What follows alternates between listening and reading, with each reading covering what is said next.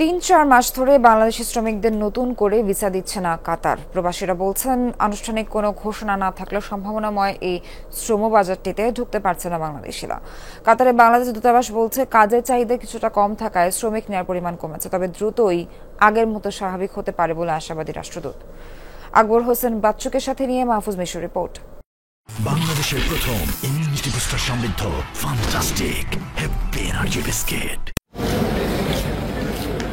কাতার ভৌগোলিক অবস্থান, মজবুত অর্থনীতি আর ভূরাজনৈতিক কৌশল, নানা কারণে বৈশ্বিক সংকটে মধ্যস্থতায় এখন সবচেয়ে এগিয়ে কাতার।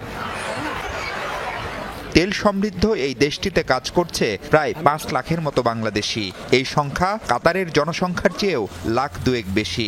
মূলত গেল বিশ্বকাপ ফুটবল আয়োজনের সময় একটা বড় অংশের বিদেশি শ্রমিক আসে দেশটিতে।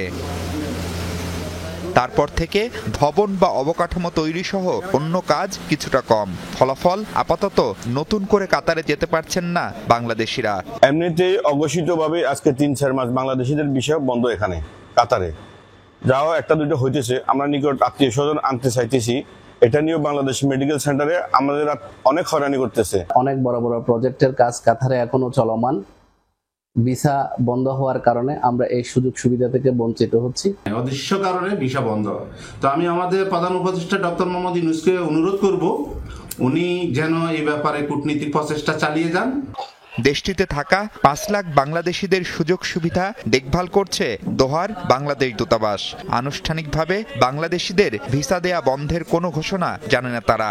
আবার যখন কনস্ট্রাকশনের কাজগুলো ব্যাপক হবে, মার্কেটগুলো যখন আরো আধুনিকায়ন হবে, হচ্ছে অনেক, এবং ধীরে ধীরে এই নিয়োগগুলো অনেক হতে থাকবে। আপাতত একটু কম হচ্ছে না একেবারেই, মানে আমি ধরে নিচ্ছি যে শতভাগের পরিবর্তে এখন হয়তো 60 বা 70% হচ্ছে এবং অনেক দূরে গিয়ে আসছে। হয়তো আগামী দিনগুলোতে, বছরের মধ্যেই হয়তো 100% নিয়োগগুলো সম্ভব হবে।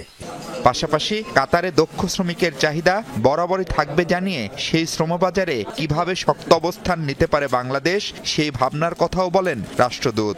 বাংলাদেশ থেকে যে অদক্ষ শ্রমিকগুলো এখানে আসার পরপরই আমরা যাতে তাদেরকে প্রশিক্ষণ দিতে পারি, বিশেষত ভাষার ক্ষেত্রে, টেকনোলজির ক্ষেত্রে, কম্পিউটিং এর ক্ষেত্রে এবং অন্যান্য যে সফটওয়্যার, এআই, এই সমস্ত বিষয়ে যদি আমরা প্রাথমিক ধারণাটাও তাদেরকে আমরা দিতে পারি, সেক্ষেত্রে এই শ্রমিকগুলো ভালো বেতনে চাকরি করতে পারবে।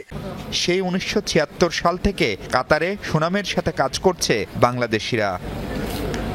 2022 সালের বিশ্বকাপকে কেন্দ্র করে কাতারে যে বিপুল পরিমাণ শ্রমশক্তির দরকার ছিল, সেটি খুব স্বাভাবিকভাবেই এখন আর নেই। কিন্তু এখনো দেশটিতে কর্মক্ষম দক্ষ শ্রমিকের ব্যাপক চাহিদা, আর সেই বাজার দখল করতে হলে যথাযথ প্রশিক্ষণ দিয়ে শ্রমিক পাঠাতে হবে এ দেশটিতে। মাহফুজ মিশু, যমুনা নিউজ, দোহা, কাতার।